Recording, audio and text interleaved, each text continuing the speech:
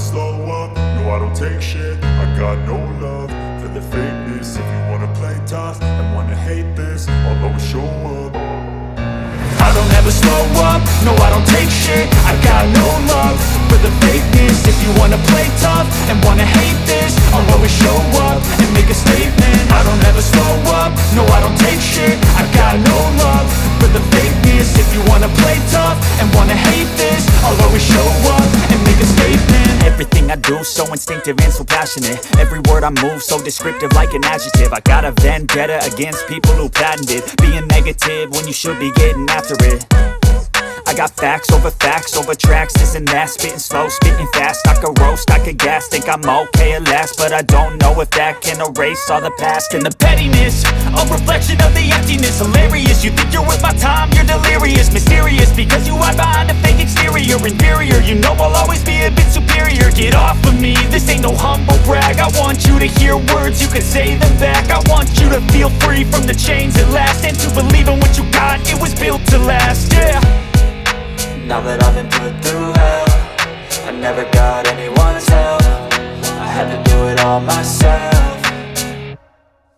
I don't ever slow up, no I don't take shit. I got no love for the fakeness. If you wanna play tough and wanna hate this, I'll always show up and make a statement. I don't ever slow up, no I don't take shit. I got no love for the fakeness. If you wanna play tough and wanna hate this, I'll always show up and make a statement. Gonna learn the consequence of being incompetent. Mental health is confidence, dreams and some honestness. I'm not here to save the day, that's for you to take away. I could play a million mind games, but instead I say something not illogical, something that is topical. Rub it on and watch it go, make yourself unstoppable. Dreams are irresponsible, but they're always possible. If you just believe, you could be so remarkable. Thoughts in my head, a collage and they spread. I'll be great one day, going off of my meds. No, I'm not giving up, no, I'm not giving in. I will make it to the top, taking off in the wind. I gotta make it, I'm saving every day to taste it. I'm patient, but my mind, it can hardly take it. I'm chasing a dream that I've had for several ages. A vacant, modern kingdom for the taking.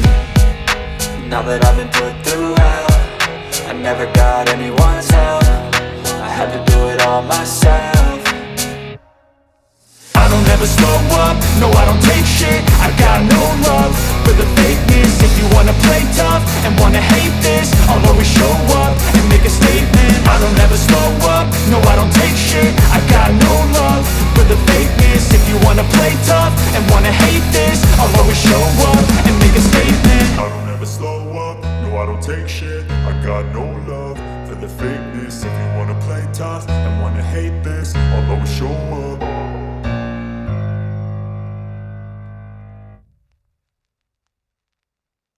Stay engaged, and I'll see you in the next one. To address it, and unfortunately, probably possible future challenges that lay ahead. So this panel, as Victoria said, will take the shape of an informal conversation between our invited panelists, and we'll close with a Q&A session with questions or comments from our participants. So before I introduce our distinguished panelists, allow me to put this panel in context. So back in March 2020, almost 1 year ago to the day, Creative Commons published an article entitled, "Now is the time for open access policies, here's why." And that was in response to the COVID-19 pandemic just starting at the time. And we felt it back then that it was imperative to underscore the importance of open access, specifically open science, in times of crisis. Now, 1 year on, a lot has changed in the landscape, and it's important to assess the progress made and also take a hard look at the dangers ahead. So in this panel, we'll examine the fields of open data, open science, and open source medical hardware with leading experts, and attempt to map out the present and the future of open in the era of COVID-19. We'll consider questions like, what does open mean in the context of COVID-19? Has it been strengthened or weakened throughout the crisis? And what lessons can we learn from the current crisis? Finally, will open also be the response when humanity will face the next pandemic? To answer these questions, I will have the pleasure to be speaking with Dr. Tarek Lubani, who's a Canadian doctor and humanitarian. He runs the GLIA project, which seeks to provide medical supplies to impoverished locations. He developed a low-cost stethoscope in 2015. He's associate professor at the University of Western Ontario and works in emergency room. I'll also have the pleasure of speaking with Dr. Tim Hubbard, who is professor of bioinformatics at the Department of Medical and Molecular Genetics at King's College London. Professor Hubbard is head of genome analysis at Genomics England and honorary faculty at the Wellcome Trust Sanger Institute in Cambridge, UK. Dr. Hubbard's research interests are in bioinformatics, computational biology, and genome informatics. And our final panelist will be Dr. Uma Suthar-Sanan. She's professor of global intellectual property law at Queen Mary University of London. She is the academic director of the LLM program in intellectual property law and the deputy director at Queen Mary Intellectual Property Research Institute. She's currently working on a monograph on copyright and public interest, comparative and historical analyses. Before we start, I'd like to thank Victoria Heath, our communications manager, who's the panel's organizer extraordinaire and will be facilitating the Q&A at the end of our event. I'd also like to acknowledge Allison Pierce, our events manager, who made this virtual panel possible. So without Allison and Victoria, we wouldn't be all here. So thank you very much to both of you. So without further ado, I'd like to start our conversation by asking one question to all our panelists. And this question is, what does open mean in the COVID-19 context? Perhaps, Uma, you would like to go first. Thank you. Over to you.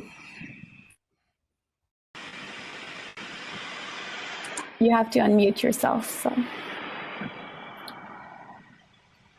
That was a rookie mistake. Thank you very much for inviting me to this event, Brigitte and Victoria. I don't want to seem like the skeptical lawyer here, but open means a lot of lovely, glorious things. And I'd like to come on board for this panel to say nothing can happen without the proper legal tools. So when we say open, do we mean cross-fertilization in terms of interdisciplinary studies? There's a lot of talk about open science, but in my mind, why only open science and not open humanities, for example? Does open mean collaboration between different types of people, collaboration with different types of institutions? But does it mean open education? There's only so much you can do with open science and data, but you have to teach people how to get to that data. And so to the third thing, which I really wanted to talk about today as well, is open platforms. That you can have a lot of openness going around, but if there are no bridges, and if the platforms are all closed, and you have to do a paywall, it's still shut. So open means a lot of things, yeah, in that context. Thank you. Tim, you'd like to go next? So one of the things that's happened as a result of COVID is you've seen a vast amount of people publishing in open pre-publication platforms. Almost everything that's been analysis of the epidemic and data around it has been published on those platforms first. Of course, that's led to a few cases of things being published which turned out not to be robust. But I think in general, it's just pushed a movement that was already there to have pre-publication almost immediately, rather than waiting around for journals and waiting for peer review. So I think that's been one thing that's happened as a result of this. On the data front, there's been this, I come from the Human Genome Project, which of course, the open human genome was a major thing to make sure you could build research on top of it, that it wasn't behind a paywall, as Uma said. But of course, this is a very, very different world when you're dealing with medical data. people are very sensitive about that. We've seen all the worries around apps for tracking testing, for example, privacy concerns around that. So, but I think the population as a whole has seen the benefit and the need for being able to do real-time analysis of what the state of infection is. And somehow you have to put that in place. Now, at least in the UK, we've done that by relaxing the rules. But I think afterwards, we're going to have to find, better ways of enabling research while still maintaining privacy in the long term, because a lot of COVID data isn't very sensitive, actually. Certainly the virus itself, it's not very sensitive. But if we want to get the benefit of doing this across all healthcare information, we have to, we want to make it easier for people to do research, but still preserve privacy. And I put a link in the chat about one of the technological solutions that we're using in the UK. Principle being, you can look at the data, but you have to come into an environment to do that, and you can't take any of that data away. So you get away from the idea of data sharing. You share information that's summary information, but the raw data itself stays locked away. And of course, from Uma's point of view, of terms of, is that behind a paywall? It doesn't necessarily have to be behind a paywall, but it certainly has to be behind some mechanism to know who those researchers are and to make sure there's ethical oversight of what they're doing because of the privacy and ethical concerns. Right, and we'll get to that question in detail in the conversation. I think that the tension between the need to make things open, but also privacy considerations, is certainly something that needs to be addressed. Tarek, would you like to pick up on this? Yeah, I think it's a great question because it kind of mixes two things, one of which is what is the actual definition that we see for openness, but also how is it working out practically as a result of COVID. And I want to kind of pull on one of the strings that Uma had sort of put out there, the idea that the legal tools aren't really working. I actually quite agree with that. But where I might differ a little bit with Uma is I think that rather than trying to place primarily legal tools that facilitate more openness, especially for me in the medical device space, what I think we have to do is we have to start another front. And what COVID showed us is that we can have that other front, a public relations front or a social front rather than a strictly legal court-based front. In which we force companies not necessarily to lose legal battles, because truly they haven't, but rather force them through shaming or through other social pressure mechanisms to open up what they have. For example, we made a device that required some ISO standards. And one of my colleagues who's heavily involved in this, Dr. Azad Mushari, had been talking about how this thing was stopping us, and then ISO released all of those standards. They didn't do it because they lost anything. They did it because we all demanded it. We said to them that this is not a moment where that can happen. So it's interesting. I mean, clearly open means that we should be able to do what we want with information so long as it helps other people in one way or the other. But also practically what it's meant over the last year is that we basically have, through social means, threatened these companies. Either you start helping the people around you, or you'll have to pay some consequences. Very interesting, because one of my questions was, did COVID strengthen the, did it weaken it?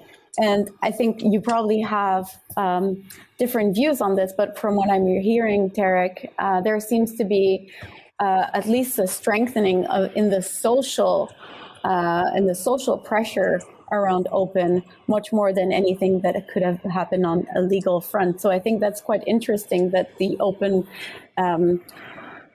concept has been broadened actually to encompass more social norms or social pressure mechanisms to expand beyond the legal framework. I wonder if anyone has any thoughts on whether open has been strengthened or weakened, or has it evolved in any way through the crisis? I think it's been strengthened.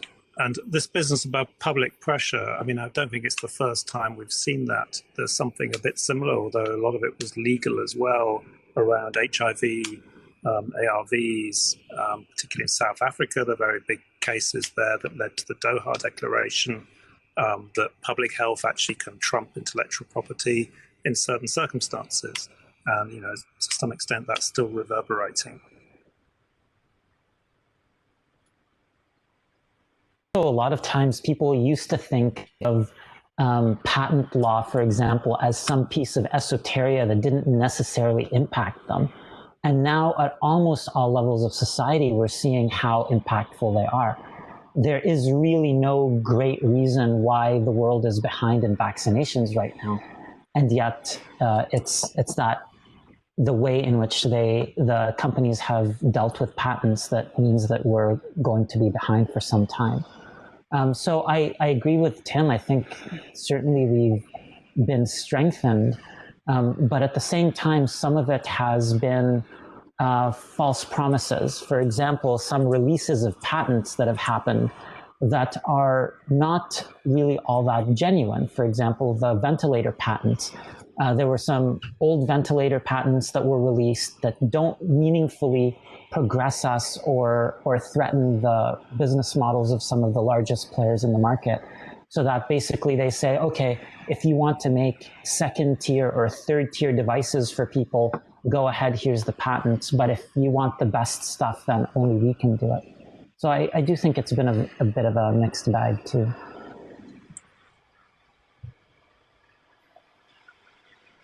Shall I come in for sharing? I don't want to preempt any discussion on compulsory licensing. However, having heard both Tarek and Tim, I have to say one good thing is, and Tarek is especially right, the number of times the word patent came up in newspaper leaders, and that was good. Of course, you know, lawyers will say, but we have been talking about this for a long time since before the Doha Declaration, yes, and Tim was really good to point that out. But it has taken a momentum. And so what we should do, but then that's the next part I was going to talk about, is try and push the language a lot more. I think there is a lot to do with language as well as science in so advocacy of openness.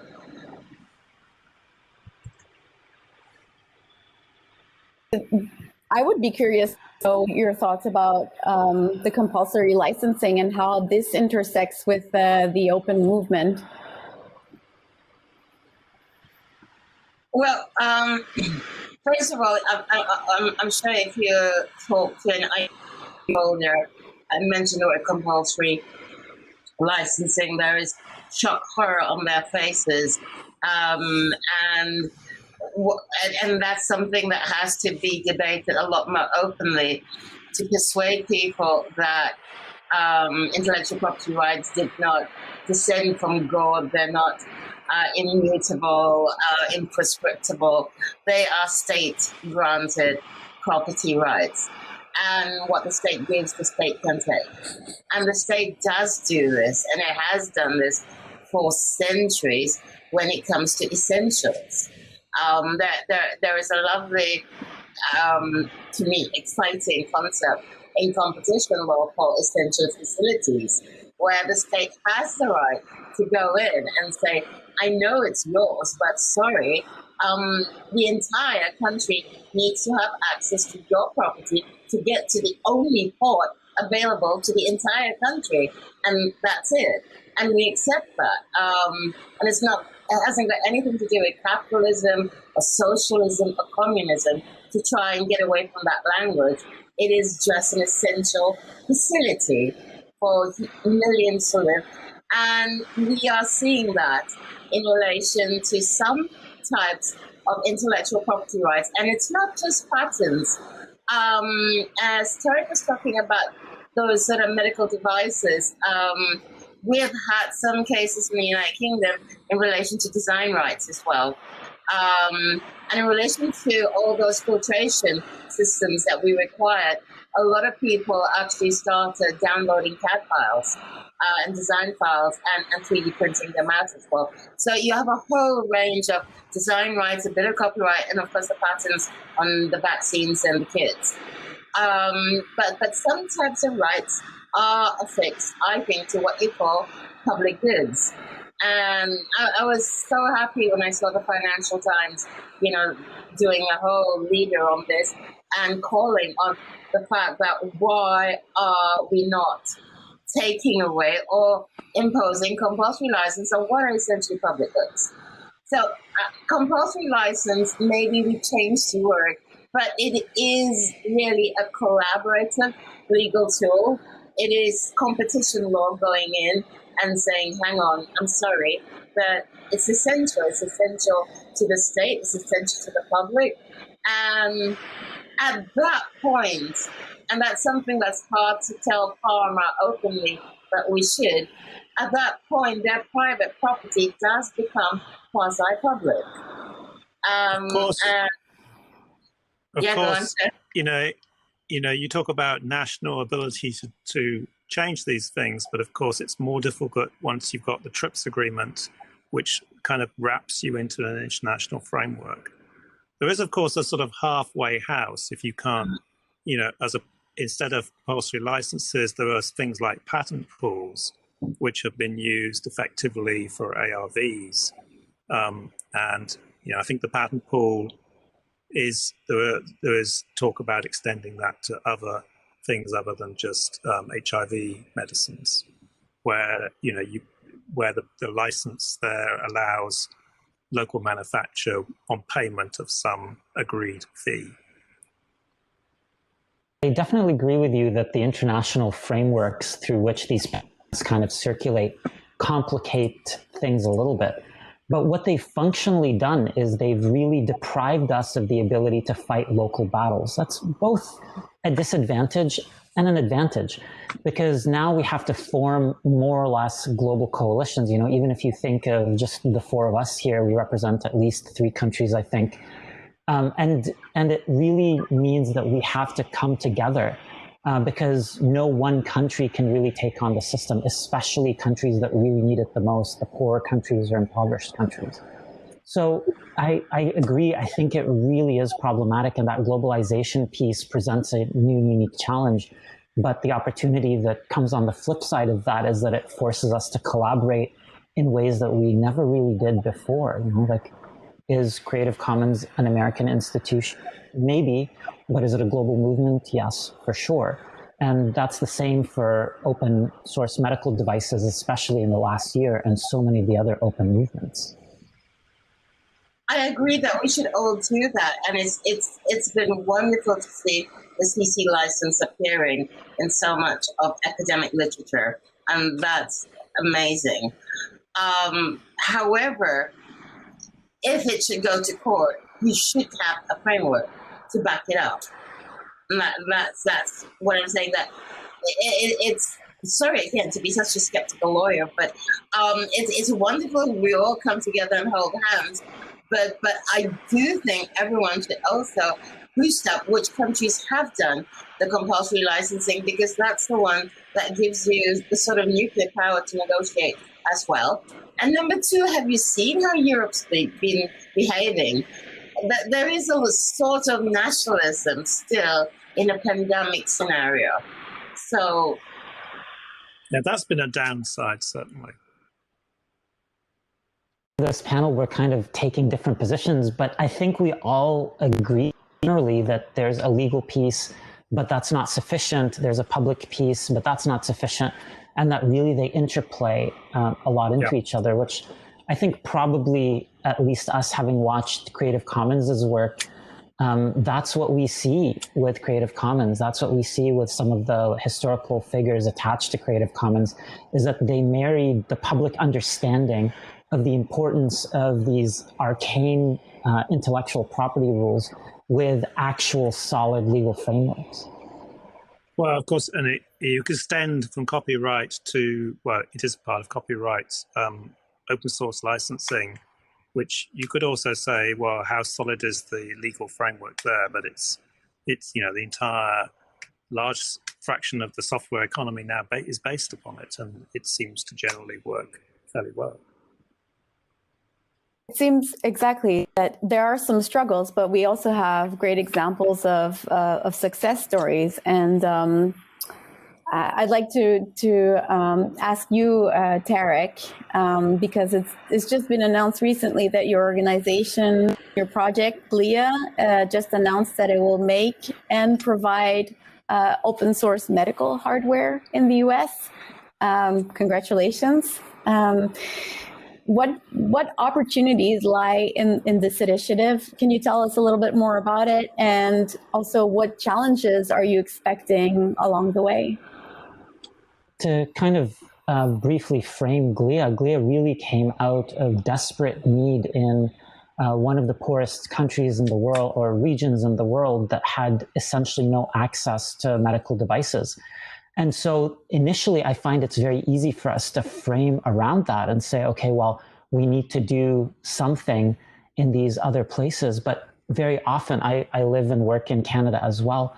It's easy to forget that what we are doing and how we are operating actually involves so much more than the international environment. And so coming to the States and trying to break the inequality of care, fundamentally, GLIA is all about bridging the access to care gaps that exist between rich people and poor people.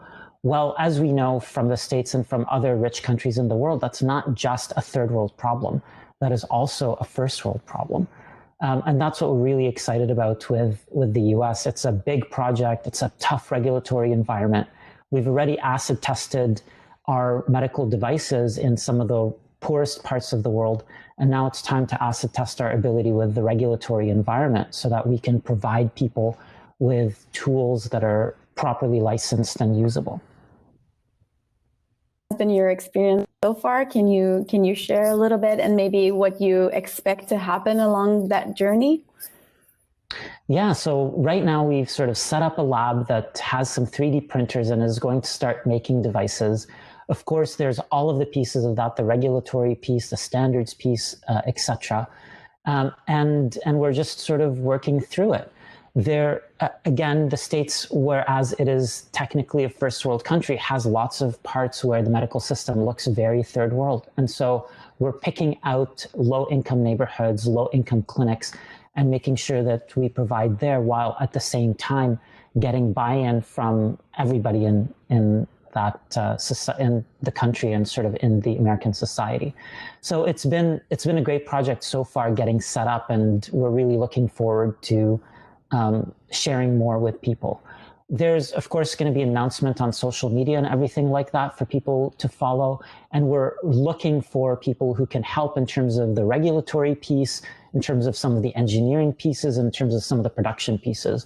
The first production facility is in St. Louis, and then there will be others around the country as time goes on. And specifically, we're trying to get these stethoscopes into the hands of course, the low-income clinics, but also some of the medical students, because we find that one of our main missions is also to change the culture around medical devices and convince people that what you're doing is much better when you have direct access to your devices, when you can think about them, when you can modify them. All of the things we consider the freedoms of software, we're now trying to transfer to become the freedoms of hardware, including the right to repair, including the right to create, including the right to modify. It's very inspiring. So if we translate those ideas about the freedom to build upon what already exists and improve things, if we translate this into the data world, I'd like to know from you, Tim, what role can open access and the open community in general play to ensure that there is timely and equitable access to the research outputs and the data itself in order to face those challenges? So actually, I wanted to ask Tarek, because it's fine to have this openness with the equipment, but then you have a little problem there. If it's collecting data about individuals, how do you ensure the privacy of that data for those individuals? I mean, they may not care. We could all become totally relaxed about our medical privacy, but I don't see that happening anytime soon. Right now, it's one of the most, controversial things. The accessibility of medical data, which then, of course, can be very useful for handling epidemics and understanding who's most at risk. I mean, that's one of the, we know that not everybody gets COVID badly, but who are the ones who get COVID badly? It's only through research that we're going to understand that better and understand what sort of treatments need to be developed or need to be repurposed. But that comes with accessing people's medical records. And if you're a device manufacturer, you're part of that equation of collecting. There's of course, that can be used in the opposite way. Medical device manufacturers jealously guard the data they've collected in many cases and don't feed that back to the medical system. But then if you're building an open framework, you've got to work out, how can I build an open framework and still feed that data in a secure way back into maybe those persons' patient records? It's a great question. And I would be lying if I said I have the answers already. But I think the idea here is what your base design is. Just like we're open by design, we have a completely open stack right down to the bottom. My computer, as we were sort of discussing before the panel, is running Linux, and I've been running that for a while. So it's a completely open setup, but also it's privacy by design. We don't collect data that exposes people. Will we make mistakes? Yes. Will some people be able to de-identify data? Sure. But I think when that's the main framework, it changes things. And I want to go a step further, because one of the places where we work, and actually one of the places where GLIA started, is a place under military occupation. And so when we went in with a pulse oximeter, think of what data a pulse oximeter collects. Essentially nothing, and essentially for no time. And yet people, and the other one being electrocardiogram, pulse oximeter collects your oxygen readings, electrocardiogram does a heart tracing. People were terrified to allow us access to that data because, of course, they were worried that the military, the occupying military, would somehow be able to hack into those systems and take it. And so all data storage has to happen with these, one-time keys and things like that only the patient has access to. I mean, it's a nightmare in terms of ease of use, but it really does protect people, because at the end of the day, medicine is no good if you're not trusted. It's a game of confidence, and if you're not trusted by your patients, it's not going to work. So I think, to sort of summarize that, this is a big problem. We're trying to design for it from the get-go, and we're very aware that we're going to make mistakes. And so the best way to approach that is to be honest and open, not just in what we're doing and how we're collecting, so that we can receive some review of that, but also in the mistakes that we make going forward. So I think what you said about privacy by design, I mean, that is the fundamental thing. This can't be an add-on. And one of the evolutions we've seen is, if you're using a lot of data, certainly in terms of making that accessible to lots of people to do analysis, the cloud is a great engine for that, because it's so easy to use, anywhere in the world. As long as you have an internet connection, you haven't got to run your own computers. The question then is privacy.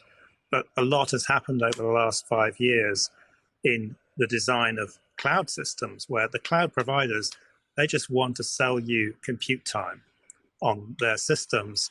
And they actually want to be able to say, we can't look at your data even if we want to, because the security design is good enough. And I think we've reached that stage. They have to, if they want to sell services to banks, they have to offer that. It's the same for medical data, any data that's private to the citizen. So it's technologically possible to do this now, but it just requires good engineering, design, and good oversight to make sure that it really is as secure as you claim it is, to ensure that there's trust from the population. Yeah, and I think over and above these technical mechanisms in place, I think there also has to be some clarity on the legality of it, because we are seeing this tension between the value of making things as open and as freely accessible as possible so that scientists all over the world can build all these ideas, but at the same time, privacy seems to be erecting a barrier to this sharing. So I wonder how we can navigate this tension, maybe from a legal standpoint. I was wondering, Uma, if you have some insights on how to ensure that we can recalibrate this tension between the need for privacy on the one side, but also the need to share openly for the advancement of knowledge and in scientific progress and finding a cure to the pandemic. The usual way it's been done is through propertizing it and using that property of the database to protect the privacy. So ironically, if the privacy of patients is very, very high on the agenda, you are looking at mechanisms that go exactly opposite to the open access mechanism. And as Terikes has said so clearly, you do need the data in relation to find out which types of persons get COVID, where exactly you need, a particular source of vaccination. So, I mean, one way to do it would be how the European Union has done it, but I am quite discouraged by it because the tension is very clear there. What they've done is to have a very strong privacy law and data protection laws. However, the new 2019 copyright in the digital market, which applies especially to cloud data and everything, in digital databases, has strengthened user rights and given text and data mining exceptions. How it will turn out in terms of balance, we have to wait for a court case. There has often, but this is not unusual. There is tension everywhere in relation to fundamental rights. And we're just dealing now with the latest privacy rights versus, the right to education, the right to science, to benefit from culture. If it does go to court or whatever tribunal, you're going to have to do a proportionality test. So in the case of a pandemic, I cannot see how a court is going to put a lot of credence on personal privacy notions if the data is going to help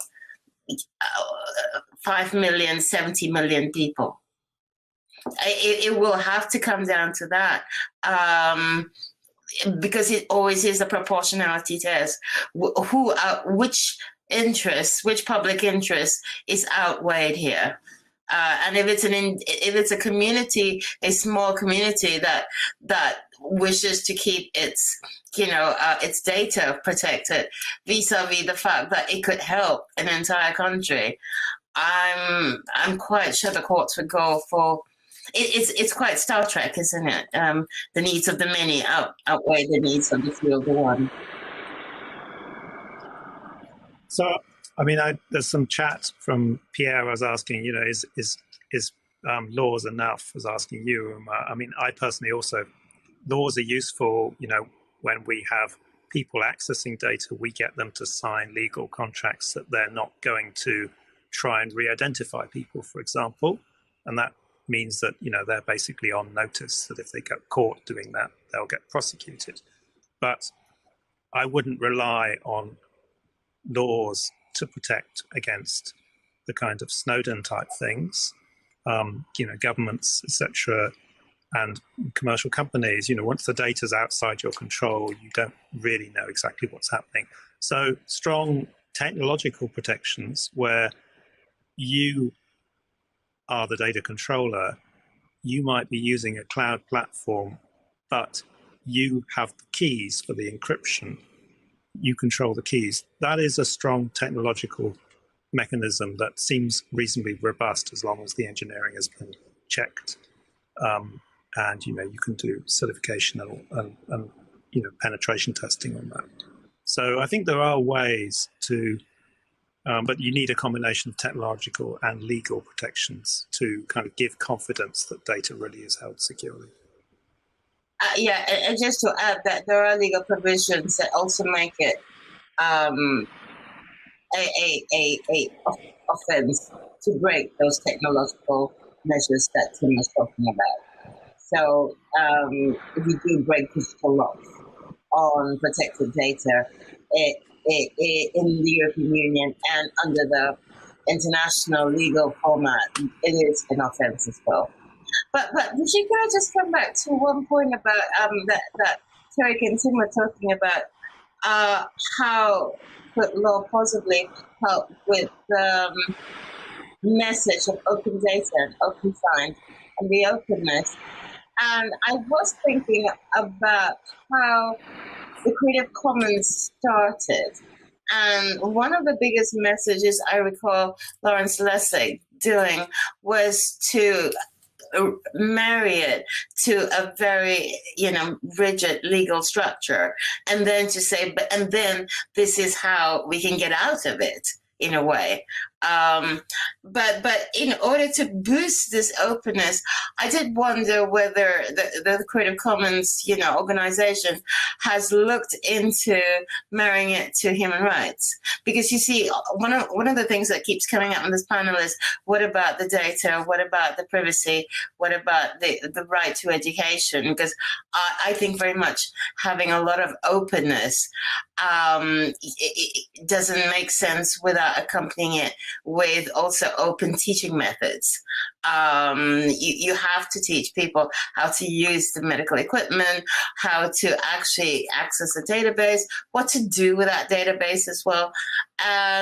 Whether or not this whole open movement can be linked to the existing rights. We don't need new rights. The existing format that's already there in the International Covenant on Economic, Social and Cultural Rights. It's all there. The UN Special Rapporteur for Human Rights has already kept saying that's how we do patents, copyrights. We need to re-look at it. So I did wonder whether that was a better way to go at it. But I don't know. I think it's really interesting what you're saying, because it shows that the open movement doesn't exist for its own sake, that it is there to try to achieve higher goals. And one of them is access to medicine. Another one might be access to education. Another one might be access to information.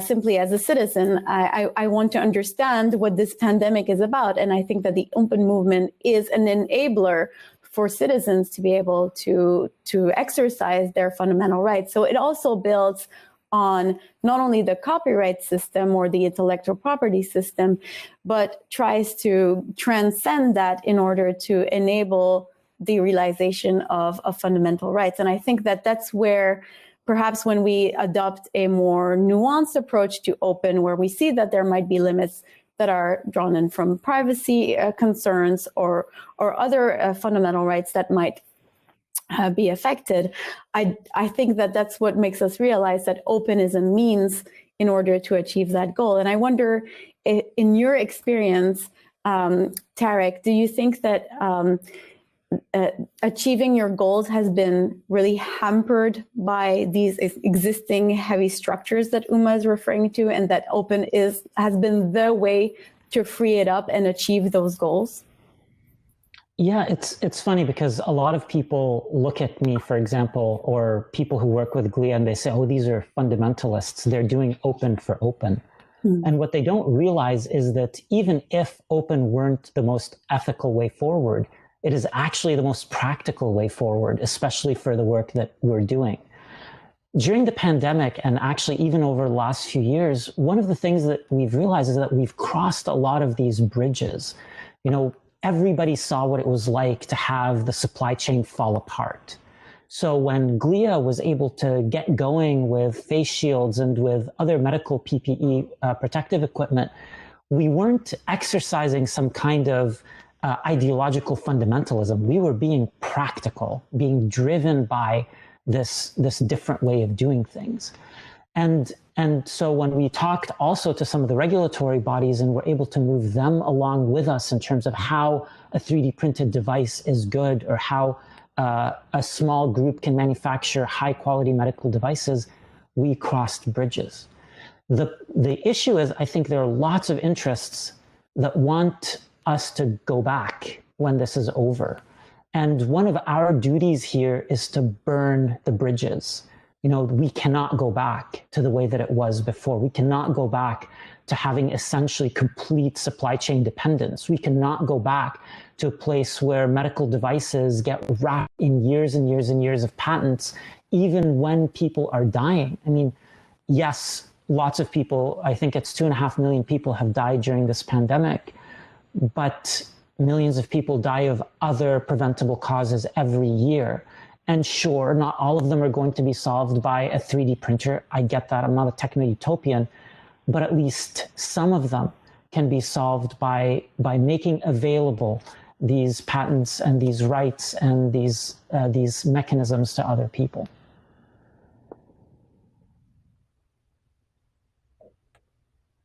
Ask the same question to you. How does the values of open have come into play in the work that you've done in sequencing the virus genome?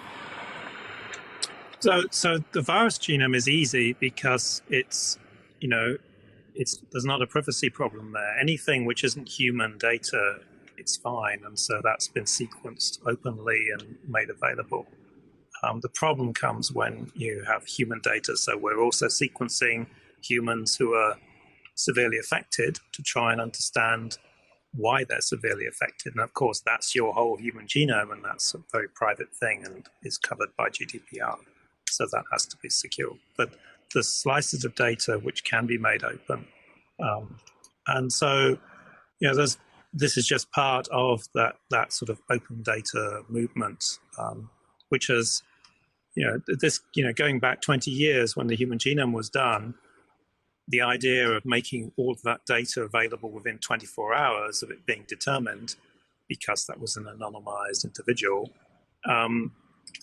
was novel at the time. At the time, scientists would keep data secret many times for many years because they wanted to publish more and more papers. And the idea of making it available before even the first publication was made available was somewhat novel, at least in the biological and medical sphere. So we have come quite a long way. And maybe this is one of the first examples where, a global pandemic, and it's made very clear the value of medical data in as far as possible also being available to many people to analyze. And that this certainly has changed things in terms of just linking up data, medical data for care purposes, which was hard in itself before. It suddenly moved. We were saying inside the health system that we've done more in 10 months than we've previously done in 10 years. So that's not quite open data. I definitely agree that we've moved a lot in the last year, and my biggest fear is that move backwards. And so lots of my thinking right now is how do we cement our gains as much as possible and prevent backsliding? Because if we walk out of this with some framework about how to help people in all parts of the world with inventions that are made in one part of the world, I think that's going to be a huge advancement. And we're headed there. But if we allow ourselves to go back to the way it was before, then it would be just such a lost opportunity and such a shame. No, I go back to the view that the openness has to be anchored. And what I'd like the openness anchored to is rights. The fact that your open movement is actually fighting for the rights of others. Because so much it's been open as if, as Tarek said, a very Panglossian utopian group of people versus property rights owners. But it's actually about the rights of everyone else in society, the right to culture, science, education, as well as health. And that's what the openness should I wish it was. So it's also geared to the Sustainable Development Goals. It's geared to, UN fundamental rights. Right. And so do you think that now we've looked at how open has played out during this pandemic and how it has encountered challenges, but so far I think that it has come out stronger because the public in general has seen the benefits of having open access to not only the research outputs, but also the medical hardware. I think this is truly a revolution. But how can we ensure that we can prevent the next pandemic? How can we make sure that we don't get to that stage of March 2020 where we all have to pause and see what's happening around the world?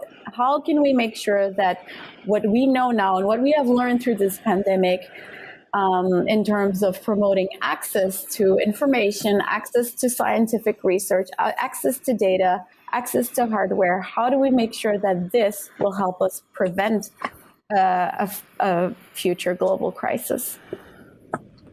So on that side, you're going to need, you just have to have investment around the world by governments to pay for the kind of monitoring that's necessary. I mean, I always compare this to biology. I mean, one body, 37 trillion cells, somehow it doesn't fall apart because biology's got all kinds of safety check mechanisms running all the time. We just don't spend enough on that kind of stuff. And politicians, that's the budget they'll cut first, the monitoring budget. CDCs and the equivalents of those are not well enough financed. And I'm sure this will lead to increased funding for that kind of monitoring. But it probably will get cut back over time as, it's like, earthquake protection, but although that is very well codified in places with high earthquake risk. But, global challenges like this, it's going to be difficult to persuade policymakers that they have to maintain this sort of risk register type approach to monitoring. If I can add something to that, I think obviously what Tim is saying is absolutely dead on. What I wanted to add was a story of a man who's very famous in the medical world, a guy named Virchow, who was sent in to sort of examine a typhus epidemic and concluded, they sent him in expecting him to say, like, go clean up some things and give them some clean water. And he said that the way to solve these issues and prevent their recurrence is, I think his words were like democracy and her daughter's liberty and good education. And I think that that's the level at which really we would have to be to prevent the next pandemic. I think we can all be relatively sober here and realize that we as humanity will not learn the lessons that we should learn. Yes, we need to increase monitoring. Yes, we need to do all of this. But I do think that our struggle, if we're very genuine about stopping it from ever happening again, is much more fundamental and has to do with ensuring, what Uma was talking about, the rights of everybody and presenting it. I love that framing that Uma had of, rather than presenting it as a bunch of idealists versus a bunch of owners, present it as people with differing rights that are competing and how those rights should touch each other.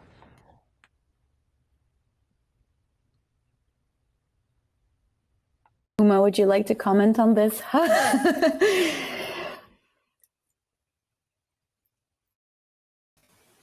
No, I mean, I think Tim put such an eloquent position forward as to this. And I mean, I was thinking, oh gosh, why is she asking a lawyer how to prevent the next pandemic?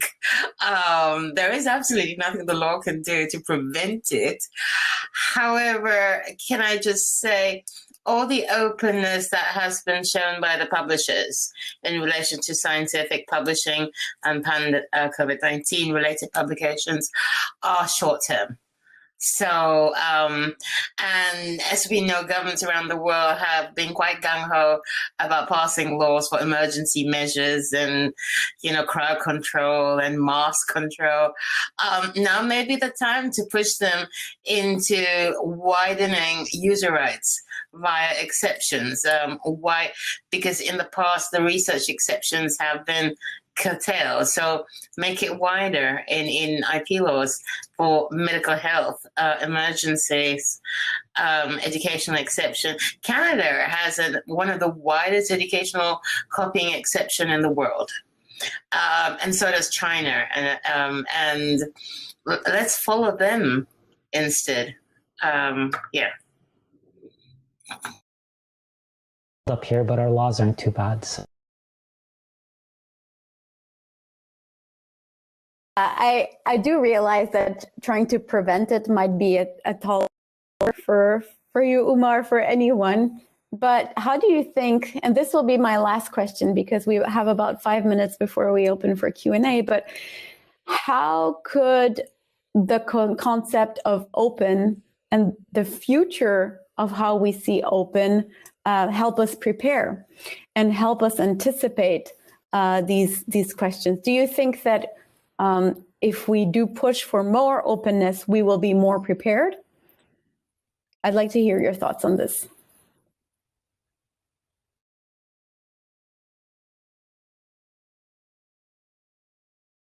Okay, I don't see anyone else muting, so I'll throw in first. I think the short answer is yes, and again, that's not coming from an ideological, but rather a very practical place. And I think it really happens on all those levels we've talked about. I don't agree with Uma about her self-perception of her lack of importance. Like, I think the lawyers are such a huge part of both the problem and the solution here. I mean, all these treaties, they may have been negotiated by politicians, but they were activated by lawyers. And we in the movement have not really focused on that, haven't had good enough lawyers to help us stay open. So making the laws open helps. Making the medical equipment open helps. Making the data around it open helps. And I think all of those things will leave us much better prepared in the future.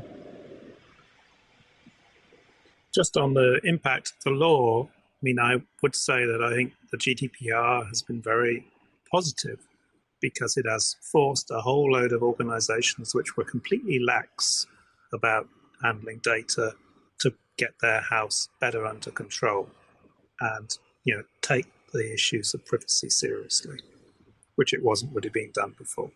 But that's a sort of side issue to this. It's a tough question. I would have to say, on top of the law, you do need money. A lot of the exchange of data, the collaboration that occurred was funded by governments. Really.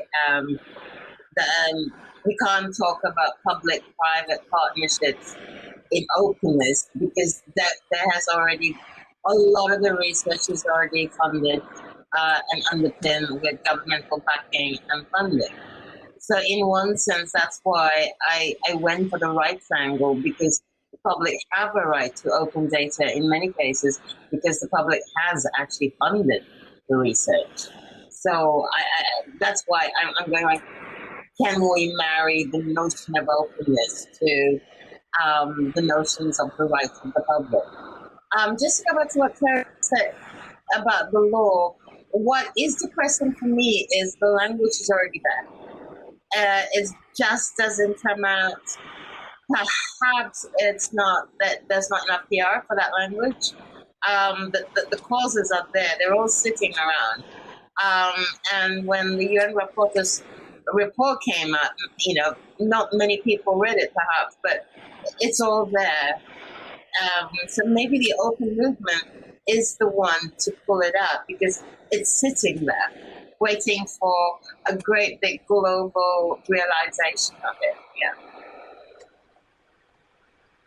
I think this is a very inspirational statement, and I think, a great segue into the next part of this panel, which is going to be about opening the floor to participants. It's really my favorite part of the panel to see what the audience wants to know, what we maybe haven't covered. And I'll hand over to Victoria. I see that there were many questions in the chat as our panelists were speaking. And I'll hand over to Victoria to lead us through the Q&A. Over to you. Thank you, Brigitte. I'll do a virtual clap for you. That was really great moderating. Yeah, there were a ton of questions. I've been trying to keep up with them throughout the panel, so I apologize to anyone. We can't sort of get to every single question, but this event will actually stay live, I guess you could say. We might all go away, but the event chat will still be here once the event ends. So if you want to talk to each other on the chat, you definitely could do that. There's also a networking function to your left. There's a little symbol that has like two hands shaking. So if you actually want to talk to anyone who is attending the event today, you can just go to the networking function on Hopin and do that as well. And of course, if you want to ask any of the panelists questions that we're not able to cover today, I would definitely encourage you to pose them to them on Twitter. So the first question that I think would be really interesting to talk about, and I think I'll sort of pose this to Tarek first because it connects to something you said earlier about the importance of trust in our healthcare system and with our healthcare providers. And Pierre posed a question about there's a lot of issues around people trusting vaccines right now, especially what we see with trust in the AstraZeneca vaccine. And it's not really people worried about how long these vaccines are being developed by patents, but it's more of fear that they're being developed too quickly and that there's not enough regulatory scrutiny. What do you think could help solve that fear? Is that something open access could help solve, or is this just a fundamental fear that people have with how fast things are moving right now? I think about this a lot. So I've received my vaccine. I work in an emergency room in a first world country. So like almost every emergency doctor in a first world country, I've been vaccinated. And so has everybody I know in the medical field. So we clearly are convinced. When we look, we've been dealing with vaccine hesitancy for as long as I've been in medicine. And really what we found is that there aren't any very easy ways through to it. I'd like to say that, yes, open access will do it, but that's not quite it. Really what it requires is being open to people, being compassionate and non-judgmental, and just talking them through the information. And of course, the other thing that the medical literature has found that I think we're rediscovering again is that expertise matters. So people don't want, for example, the left president or the right president to get up and say, yes, you should do this, even if that's their own party. What they want is experts to tell them what they found in a way that makes sense and to dispel the myths. So I think that it's, as much as it would be convenient for this panel to say, yes, open access will solve this, I don't think that the fear is necessarily rational. And so I don't think that these new tools are as necessary as just sticking to the things we know, telling people what we know, using expertise and trusted figures to deliver it to them, and keeping it completely apolitical. So I basically agree with that, but not completely, because I think the pharmaceutical industry has had a patchy reputation with clinical trials. And so openness, greater openness around clinical trials, which has been coming, people like Ben Goldacre have pushed on this quite hard. There's now, clinical trials now have to be registered. They weren't before. So if previously you could potentially register the ones you liked and not everything. So I think just greater transparency of data and publishing helps in this area because it helps build trust that the scientific framework and the healthcare framework is a transparent one.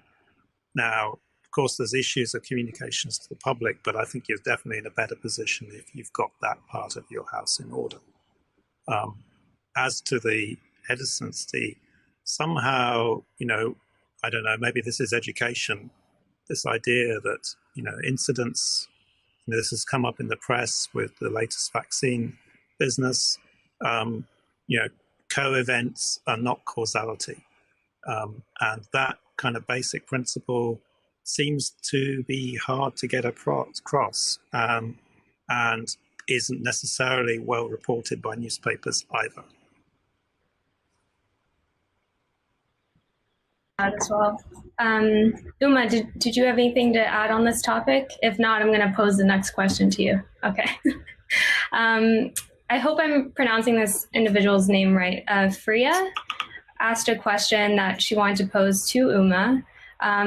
Do you agree that there is a need to focus on empowering organizations to actually help individuals balance the power imbalance that exists within the law? So often a lot of people, especially when it comes to owning their own data, because a lot of people often feel powerless when it comes to what they're putting out there in the world and what these organizations and companies are sort of taking in terms of their data or anything else.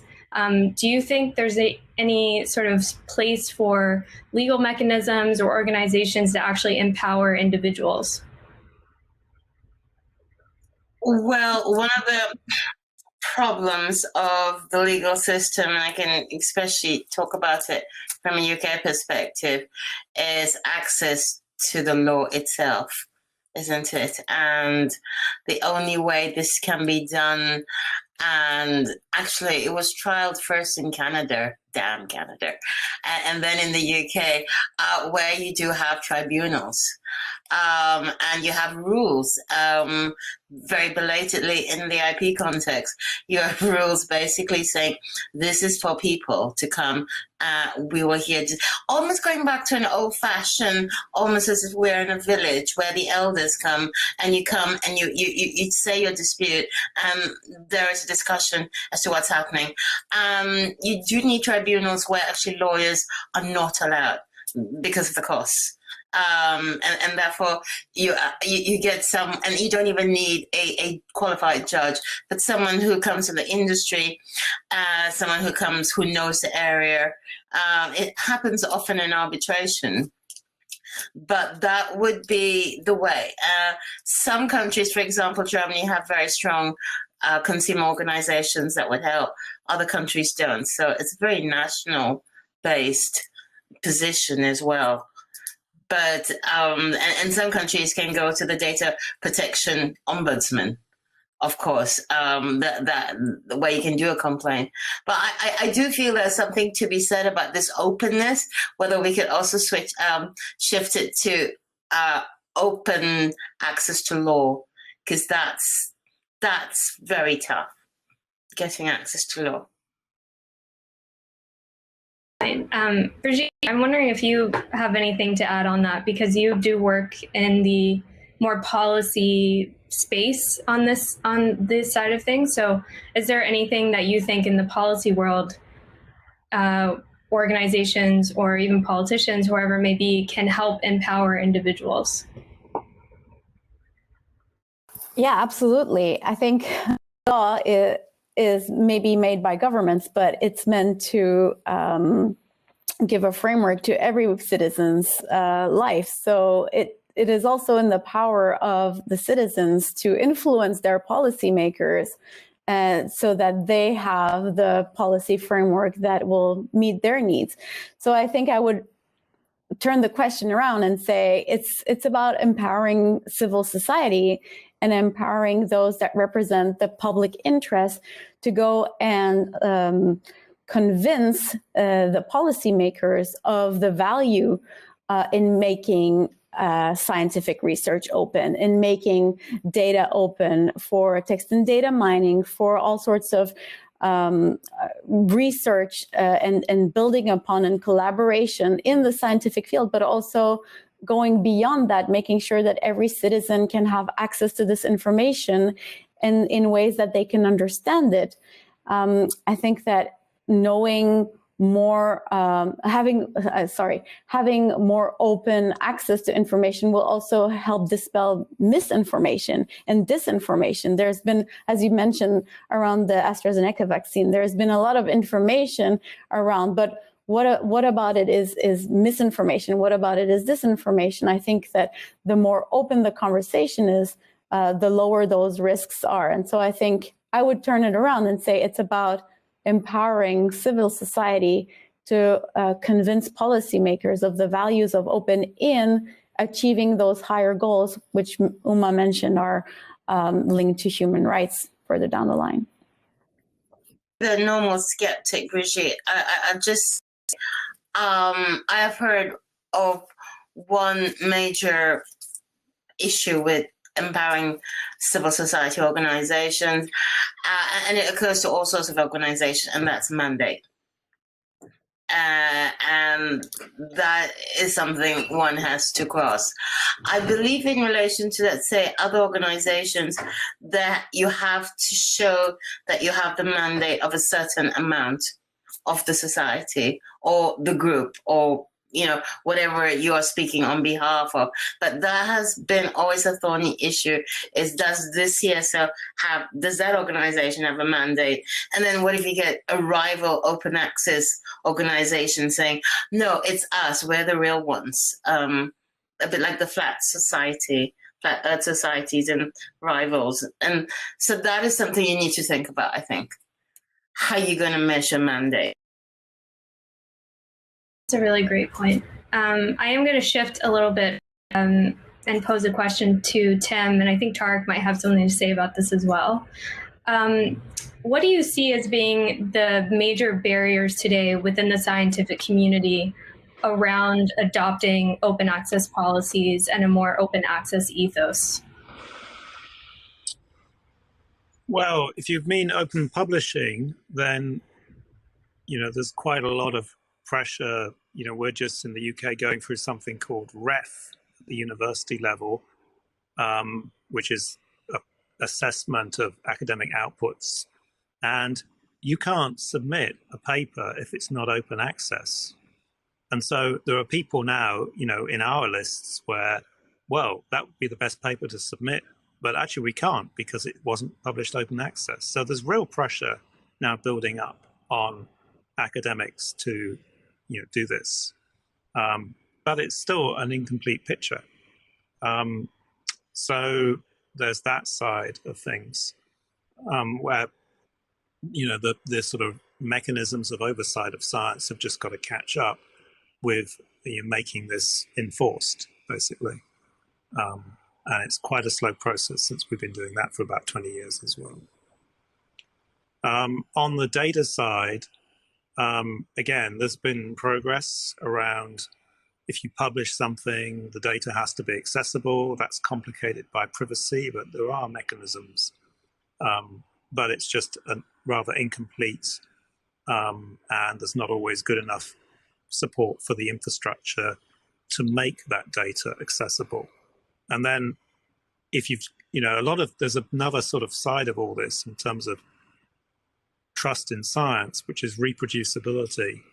Can you demonstrate what's been done, was correct? Can you actually go and redo the experiment? And making the data accessible and the code that you used accessible isn't quite enough in many cases to make it really easy for another scientist to come along and test, see if it was right or if there was an error. So there's still work to be done, the whole bracket reproducible research agenda.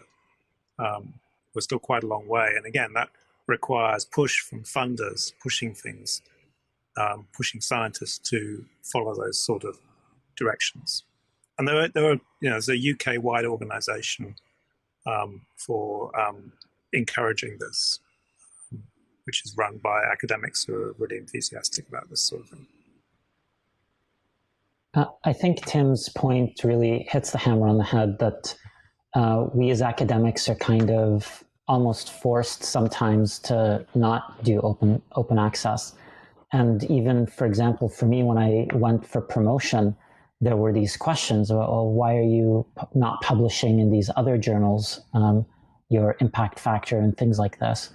And there was actually a British professor who some of our British friends might know, named Peter Murray Rust, who we brought in to kind of explain what the advantage was of doing some of this. So it was a tough journey, and similarly, it's hard for almost anybody who tries to go it open. And I think Tim explained that really, really well. The other piece, at least in hardware, is that everything that you do, somebody wants to monetize or commercialize. And so one of the big barriers is finding a pocket of funding that's willing to work with you. And at the same time, like, we're not even saying don't make money off of this, but let's make money in a way that's ethical and not abusive, which really is the pattern. People are used to robbing the public. And so it's hard to convince them, especially some of these larger corporations, to tone it down, make a reasonable amount of money, and participate in the construction of a device that will hold no patents or will be openly accessible for other people to recreate. Brigitte, did you have anything to add on that topic? Question? Awesome. We do have about 5 minutes left, so I would really like to end on a hopeful note here. So I'm gonna pose a question to all the panelists. And Tarek, you already kind of mentioned, you talked a little bit about what you're doing at GLIA, but I would really love to hear from each of you what you're working on right now that gives you hope for the future in terms of where we're going with open science and open data and open access. I saw Tim jump up, so Tim. So, you know, if we're going to improve medicine, part of that equation is going to be data. There's a huge amount of data held on citizens in the healthcare system, and we haven't historically been able to analyze that. We're not interested in individuals except for improving their care.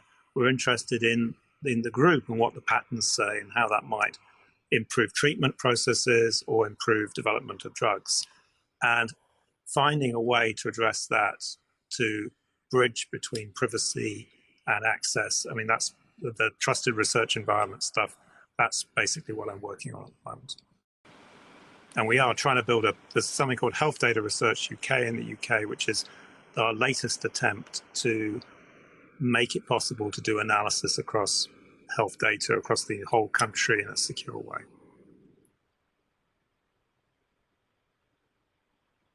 Who would like to go next?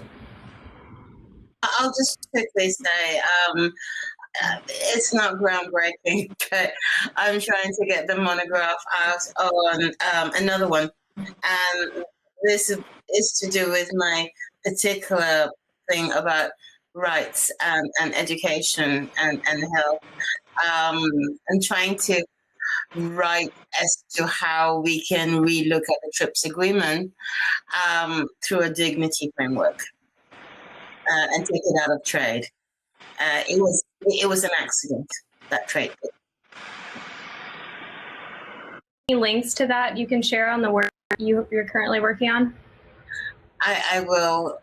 Is there somewhere to post it afterwards? Yeah, you can share it with me and I'll post it. Yeah.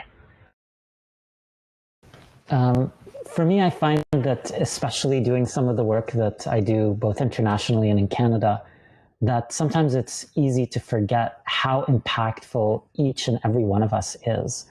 You know, we look at some of the giants and we're convinced even that you have to be a giant to actually do something that matters, but you don't. And I'm not. And it's all of these little movements that help us move forward, that have moved science forward all these years. We are already winning. We've gone forward 20 or 25 years on open access in the past year during the pandemic. And now it's ours to lose. We just have to insist on it, keep driving it forward, and make sure that the wins that we have made do not go backwards. So I'm really optimistic, actually. I'm very hopeful with everything I see that we're just going to continue to get better. And hopefully this has been like a ladder so that we skip a few of these steps and keep moving forward. Hey, Brigitte, you get the last word here.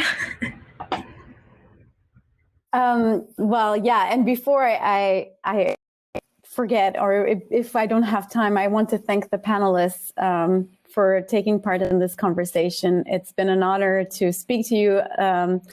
What a learning experience also about all the different ways that one can understand the word open and apply it practically in different fields of science and law. And I think it's been a very fruitful and enriching conversation. So I can just mention in closing that Creative Commons is working on these questions. We're very interested in the new era of open that has been triggered in part by the increased interest in this concept that the COVID-19 pandemic has triggered. And in line with our 3 strategic goals that are part of a new strategy we adopted just a few months ago, we'll continue to advocate for policy change. For example, we're involved in informing the process on the UNESCO recommendation on open science. So this is something that we are currently invested in.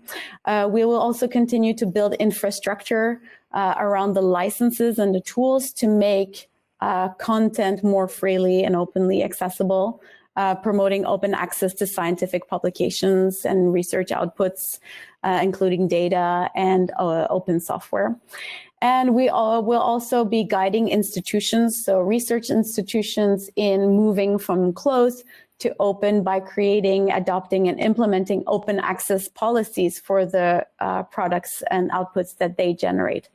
So I'm very excited about the future of open, and I'd like to thank, before handing over to Victoria, thank the panelists once more and the participants for your great questions, and really I look forward to continuing this conversation in one way or another. So, thank you.